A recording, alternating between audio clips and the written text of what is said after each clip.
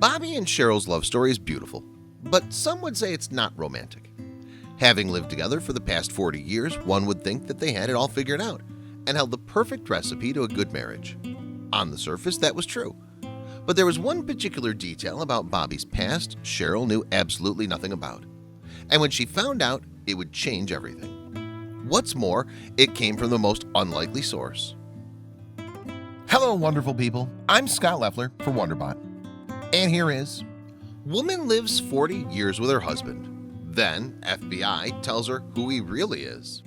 Before we begin, make sure to smash that like button, subscribe to our channel, and click the notification bell for more amazing videos.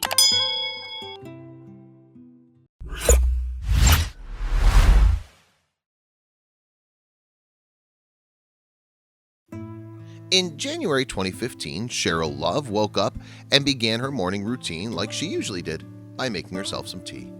Her husband Bobby was asleep in the bedroom when she heard a knock at the door. I opened it slowly and saw the police standing there, she said in an interview with Humans of New York. At first, I wasn't worried, she continued. The married couple had lived next door to a crazy lady for years, and the police were known to come and check on her. They must have simply knocked on the wrong door, Cheryl thought. But the moment I opened the door, she said, 12 officers came barging past me. Cheryl didn't know it yet, but this moment marked the moment her world would be completely shaken to the core. Some of the officers that rushed by Cheryl had the unmistakable letters FBI written on their jackets. Cheryl had no idea what was happening and followed the officers into her home. They went straight back to the bedroom and walked up to Bobby, Cheryl said. Cheryl heard the officers ask, "What's your name?" "Bobby Love," her husband answered. "No, what's your real name?" they asked. Her husband whispered something in a hushed tone. "You've had a long run," the officers responded. Suddenly, the police were putting Bobby in handcuffs as Cheryl pleaded, asking what was happening. "This goes way back, Cheryl, before I met you," he said, as he was pushed out the door.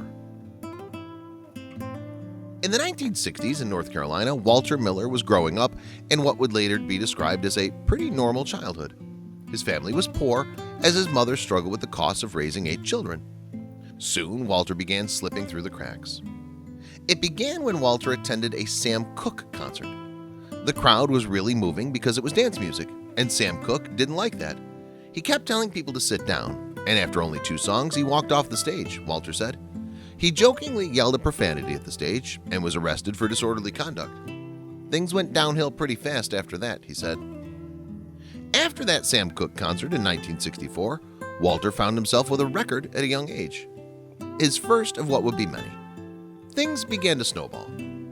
"I got into all sorts of trouble," Walter admitted in an interview.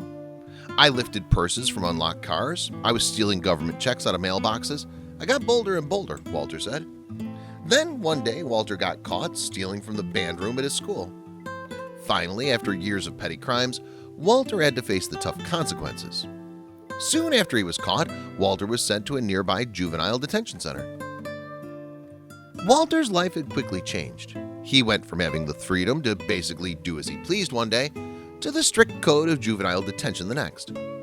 "I hated everything about that place," Walter recalled years later. He complained about the food, but mostly he complained about the violence. Walter described his peers at the center as violent. "I still have scars from all the times I got beat up," he said, even years after he'd left the center. At night, he would fall asleep listening to the trains rush by on the tracks not far away. The sounds made him long for the freedom beyond the center's walls. He knew he needed to get out. He just had to figure out how. The whistles of the local train tracks had become a nightly reminder of the freedom that Walter wished to experience again. "I always wanted to know where that train was going," he said. At that point, everything in juvenile detention was just a trial of patience as he waited an opportunity. His chance came one night when the guard stationed by the detention center's doors turned his back to look at the time. This was precisely the window of opportunity Walter had been waiting for. He quickly made a dash for the exit doors. "I ran out the back door toward the sound of that whistle, and that was the first place I ever escaped from," he said. It would not be the last. Walter made his way to the railroad tracks and did exactly what he had longed to do for months. He followed them to see where they led. Eventually, he would journey north along the tracks from North Carolina all the way to Washington, D.C. At first, everything seemed like it was turning around for Walter. The runaway had a brother who lived in Washington, D.C., and so Walter began to crash with him in his apartment in the city. Walter had quickly enrolled himself in a new high school, began actually attending his classes and playing basketball with friends. But once again, Walter soon found himself hanging out with the wrong group of kids. And once again, his life took a dramatic turn. Walter's new friends were not so much into the petty theft that Walter had previously engaged in. Instead, they were into much worse crimes. He quickly learned that his friends were robbing banks. They'd managed to get away with their crimes because they drove down to North Carolina, where security was known to be more relaxed. And at first, Walter and his friends continued to get away with bank robbing. After every score, we'd hang out on the strip at 14th and T Streets and act like big-timers. We felt like gangsters. In a moment of honesty, Walter admitted, "I have nobody to blame but myself. I just enjoyed the feeling of having money." But his luck was about to run out. Walter and his friends had been able to get away with several bank robberies so far. But one day in August 1971, the operation would all come crumbling down. One of the banks that Walter had robbed was equipped with a silent alarm, and one of the bank tellers used it to alert the police that a burglary was in progress. As Walter exited the bank, police were already in the parking lot waiting for him. "I tried to get away, ducking and weaving, running through cars," he said, but then he was shot by an officer. And that was it. Walter was caught. But yet again, he would find a way to change that. Walter was not only sentenced for this particular bank robbery, but he was also found guilty of having committed yet another. In total, he was handed a sentence of 25 to 30 years. During that time, Walter received some devastating news. His mother had passed away. And heartbroken, he'd vowed to turn his life around. Walter had gone through a few appeals, but none of them were successful. He'd gotten used to prison, but decided that the only way to make his life slightly better would be to get himself transferred from maximum security to a minimum security center just down the hill. So, he hatched a plan. Walter was committed to turning his life around and doing better. "I became the perfect inmate," he said. "I never had a mark on my record." And his work paid off. His good behavior earned him a transfer to a minimum security facility. His new situation felt more like a camp than maximum security had. The facility still had the looming gun towers and high fences, but it also came with a bigger sense of freedom. The inmates here were able to walk outside and have phone calls, home with the family. Walter was allowed to host his own radio show. He had no plans of trying to escape, but then everything changed.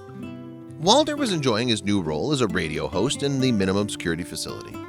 He said he felt relaxed for the first time in years. But then a prisoner yelled a profanity at the prison's captain, and everything went downhill fast. The captain mistakenly thought that Walter had been the person who had yelled and had it out for Walter ever since.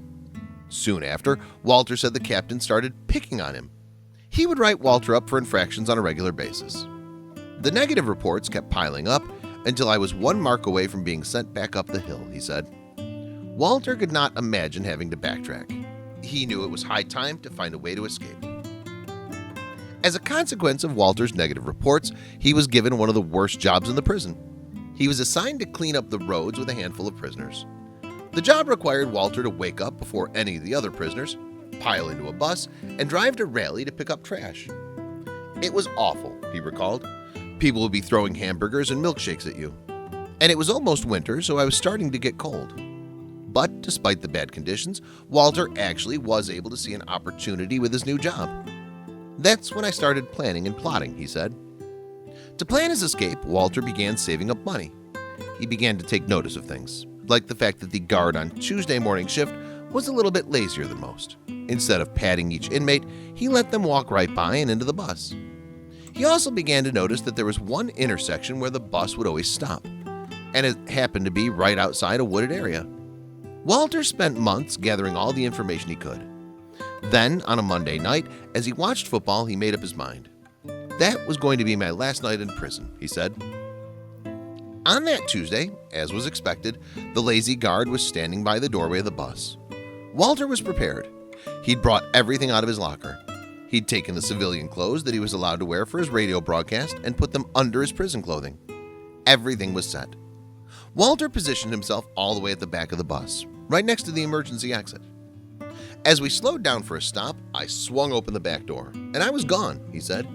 He quickly stripped himself of his prison garments and ran deeper into the forest, with the wail of the sirens becoming more and more distant. could hear the alarm blaring behind me, but I didn't look back," Walter said. As soon as he felt that the coast was clear, he began calmly asking the people he encountered for directions to the Greyhound station. "Keep going," they would say. Finally, he reached the station. He was able to borrow enough money from a stranger to board the next bus for New York City. Slumped in his seat, a woman turned to strike up the conversation with him. She asked me my name. I thought for a moment, and I said, "Bobby Love." And that was the death of Walter Miller. There was no going back. Walter was about to start an entirely new life. It was November 1977 when Walter, now using his alias Bobby, arrived in New York and started his new life. He used the little money he had to stay at a motel. But soon enough, the money ran out and he was forced to live on the streets. Yet even from the streets, Bobby was able to start building his new life. Through a series of lies and lucky breaks, he was able to obtain a social security number, a birth certificate, and eventually a driver's license. With all of that out of the way, he began to search for employment. He worked odd jobs, picking up paychecks where he could, staying at $8 a night hotels in the city. And then he had a turn of luck that would change his life. By the 1980s, Bobby found a job working in the cafeteria of the Baptist Medical Center in Brooklyn. There, he met a coworker who would later become his wife, Cheryl. On their first date, the two went to see Prince's film Purple Rain and a Gladys night in the Pips concert. Cheryl was different than anyone Bobby had ever met. Cheryl was innocent, the opposite of me, and that's why I was so attracted to her, he said. Cheryl was soft, almost in a naive way. Bobby wanted to build a life with her, but all the while he was well aware that at any moment it could all come crashing down. Bobby and Cheryl got married on March 30th, 1985, when he was 34 and she was just 21.